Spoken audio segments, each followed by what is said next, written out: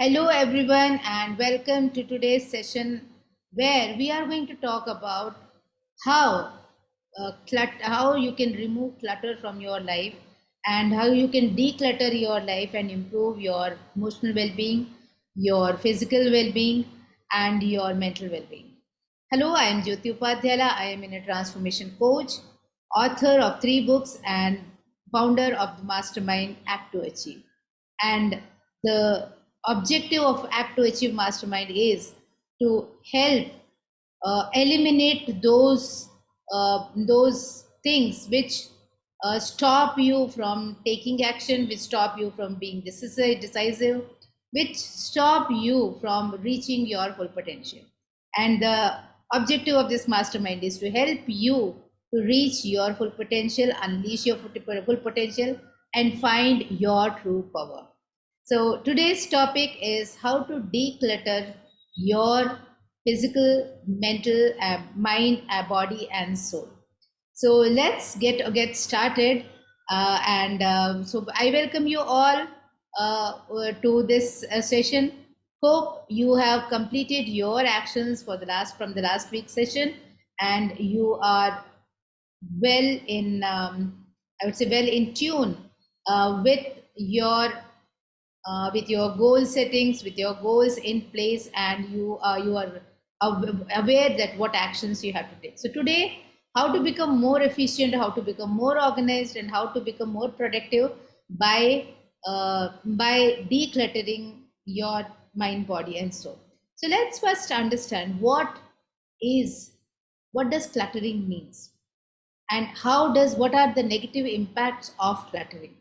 So anyone who wants to share, they can write in the chat box. What do you understand by cluttering? In simple terms, when I say cluttering is accumulation of unwanted things, unwanted thoughts, unwanted feelings in your system. If, for example, if your laptop is all filled with junk and trash, and it might attract viruses, it might lead to crashing of your laptop. So it's important that you do this timely backing up or timely cleaning of your laptop or removing unwanted files. Similarly, with your body, if some things like it's like detoxing your body or detoxing your mind, detoxing your any negativity that you have in your mind. So that is all. This is clutter. All the negative things, all the unwanted emotions, all the unwanted things is the clutter. So let's understand what is the negative impact of. So as like it can lead to various problems, like both physical and both psychological. So some ideas, can you just share what how clutter can impact your life? You can put it in the chat box, and tell what are those ways, or what are those things, how that clutter, if there is clutter in your life, how it will lead to, or how it will impact your life. Yes, exactly. Increased stress, right? So when there is clutter in your environment, it can contribute to heightened stress levels, right? There can be a chaos, disorganization, and making it difficult for you to relax and finding a sense of calm. When you're constantly surrounded by clutter, it can create a subconscious feeling of being overwhelmed or out of control. Do you agree with me? If you agree with me, put agree in the chat box. It also leads to reduced productivity. If you are stressed, you won't be able to perform in the same way and in the same pace, right? So it leads to reduced productivity, and it also leads to impaired focus and mental clarity. You might be you might feel that mental fog, not able to think clearly what you want to, what actions you have to take, what decisions you have to make, and it leads to increased anxiety and feeling of being overwhelmed. Do you agree with me? If you agree with me, yes. And if you are facing this, like constant anxiety and feeling of overwhelmed, that you are not doing your things properly, or there are unfinished tasks, or there is a there are things which trigger your feelings of anxiety, making it difficult to relax and recharge. And also it leads to health and safety hazards, because clutter can create physical hazards and impact your overall well-being. Tripping over objects, difficulty managing cleanliness, poor air circulation due to clutter can all contribute to health risks. Cluttered spaces can also be breeding grounds of pests and allergens, further compromising your health. Yes, if there is dust everywhere, if you are not cleaning it everywhere, if the space is not organized, you won't even able to understand, what all pests are growing over there, and it which leads to health hazards. So it's very important. So these are the few negative impacts of having clutter. It also leads to a strained relationship. For example, if one person is organizing, and that usually happens in the house, if my mother is organizing things, putting things in proper places, and rest everyone in the house are not supporting her or not supporting that person, and if and things are array here and there, strewn everywhere, children, and there no one is supporting each other, so that actually leads to additionally, actually leads to more tension and conflict, uh, and it impacts your social life, it impacts your social gatherings, it impacts your relationship with your family members. For example, I remember a family, every day early morning they used to search for everything, for keys, for school bag, for water bottles, and the poor mother, she has to run over the entire place to search for things, to look for things, because people were not organized. The people in the family, in the members of the family were not organized, and they were not supporting her. So ultimately it led to her, it affected her health, and but it was too late. So that is very important, that each one of you, if everyone is not supportive of and understanding about the negative impacts of this clutter, so it affects your relationships, it affects your other areas of your life too. And obviously financial consequences, uh, because when this you are not able to find things, there are missed for documents, bills, or financial information, leading to late payments, missed deadlines, or unnecessary purchases due to disorganization. It also leads to financial stress. Overall, clutter can negatively impact various aspects of your life. Let it be from your mental well-being to and productivity to your relationships and physical health. So the idea is to create, how can we create an organized and clutter-free environment that can help elevate these problems and promote a more positive and efficient lifestyle. But before we go into that, let us understand what are those areas of clutter, where clutter, how can these clutter manifest themselves, like what are those ways in which this clutter can manifest.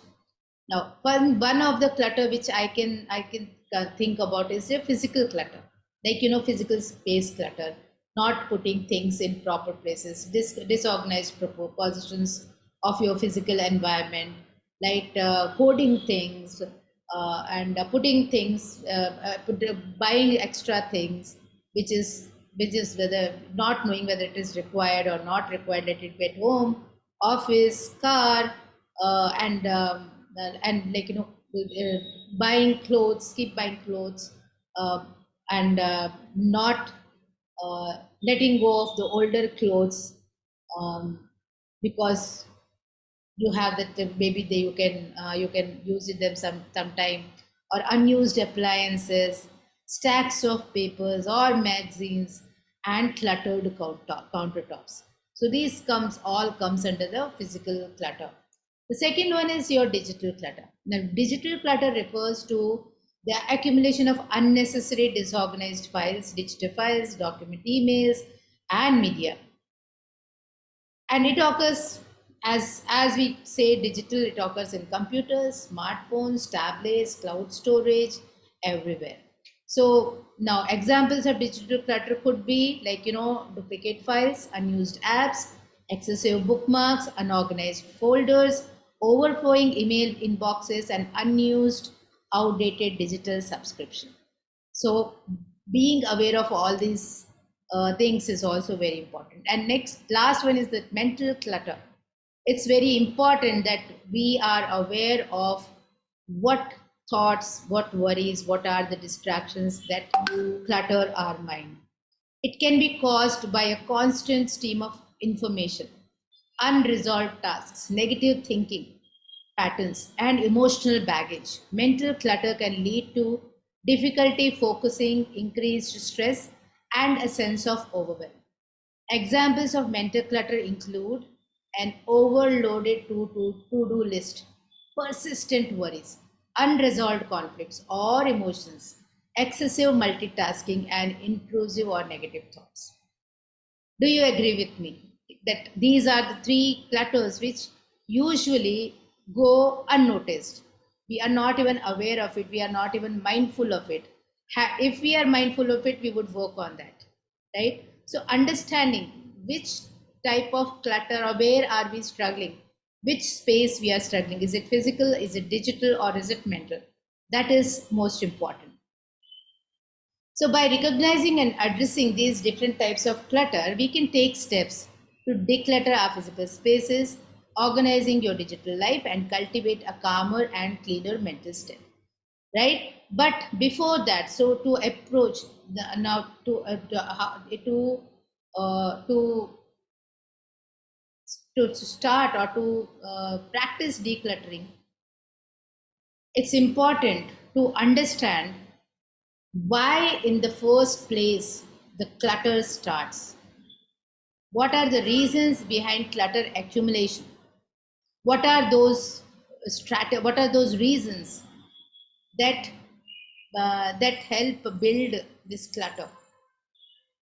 What are those underlying reasons or the root causes that make decluttering impossible? Because if we don't know the root causes, if we don't know the underlying reasons, we won't be able to take actions towards this. Yes?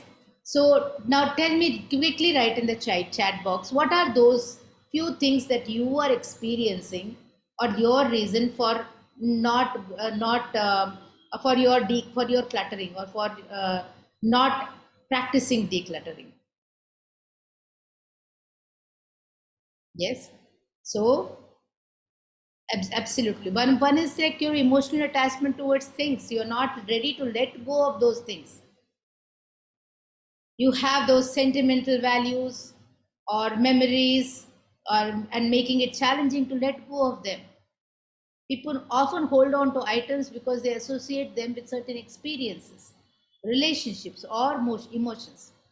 Over time, these emotional attachment can lead to a clutter as possessions pile up. Do you agree with me? If you agree with me, write agree in the chat box. The second one is fear of letting go. Fear of letting go is another common reason for clutter accumulation. This fear can be driven by concerns about regretting the decision, or losing a sense of identity, or feeling a loss of security. People may hold on to things that no longer need or use due to belief that they might need them in the future. The fear can create a barrier to decluttering and lead to an accumulation of unnecessary items. This is like, so my my mom was a very cleanliness freak. She loved things in its proper places, very organized and very clean. She used to do spring cleaning, remove things which are not no more no longer used, or she would see that things are in proper places and things are working. Now due to, like, health reasons, she is not able to do all those chores. and she has forgotten to do all those chores, and my father is being a primary caregiver. Father is taking care of it. Now it's the exactly opposite, and we didn't understand, like, we usually felt that my father is most very organized, very systematic, and very cleanliness freak. But to our surprise, we found that he has this fear of letting go, or he has some emotional attachments. Maybe he will use somewhere, and especially with his documents, with his papers, they're like piling up. They're piling up, and everywhere there are papers, magazines, books, which are not organized, or which are not even seen over for almost 6 months. So this is another thing which leads to this, like, they might need them in the future. This fear can create a barrier to decluttering and lead to accumulation of unnecessary things. Then disorganization, basically having a lack of organization skills or systems that contribute to the clutter accumulation. When you don't when So what items, where should each item go, whether we need it or not, whether it is required or not, if you have read it, would you read it again? So all these things, whether you can, like, uh, uh, you can discard it, or they can give it to someone, you can donate it, or you can sell it. So all this disorganization can lead to a cycle of clutter, and that's what is happening right now in my house, with my father, because of his disorganization skills, or as he says, he is not having time, or maybe he is overwhelmed and he was procrastination because he has to take care of mom also and do other things also. He is not finding time to sit and organize things. Our reason could be anything, but the thing is, it needs to be addressed. Now, overwhelm and feeling of procrastination, as I said, like, it's a process. It takes time. It takes allotting that time to clear that clutter. So keeping procrastination and overwhelmed by so much, by the amount of work, the sheer, like, the volume of positions, digital files, and tasks can be daunting from where to start, leading to procrastination and avoidance. As a result, the clutter continues to accumulate, and the problem becomes more challenging to tackle over time. Last and not the least is, like, consumerism and materialistic is a culture of accumulating more and more positions. Advertisements, societal norms, and the desire for new and trendy items can contribute to excessive consumption and clutter. The constant influx of new things without mindful consideration of their necessity or value can lead to their cluttered spaces. So, addressing these reasons for, like, what is your reason for clutter accumulation? Being aware of it, being mindful of it, and developing new mindsets, habits, and strategies by recognizing the emotional attachments, confronting fears, improving organization skills, and managing overwhelm, and adopting a mindful approach to consumption, you can gradually reduce clutter and create a more intentional and balanced lifestyle. So, if you agree with me, and if you have identified what is your reason, what is your underlying reason for clutter, then do this activity. Identify which area of your life your clutter is present.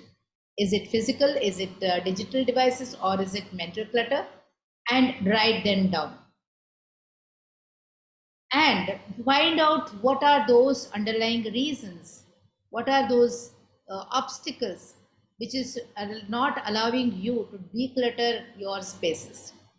And if you want to know more or understand more tips, and how you can declutter these spaces, join me in my next masterclass, where we will be tackling each space, and we will be understanding how to declutter those spaces with practical tips and strategies and activities. So join me in my next masterclass, and live a decluttered life. more, I would say, more with more peace, with more calm, and with more productivity. Bye bye, and thank you.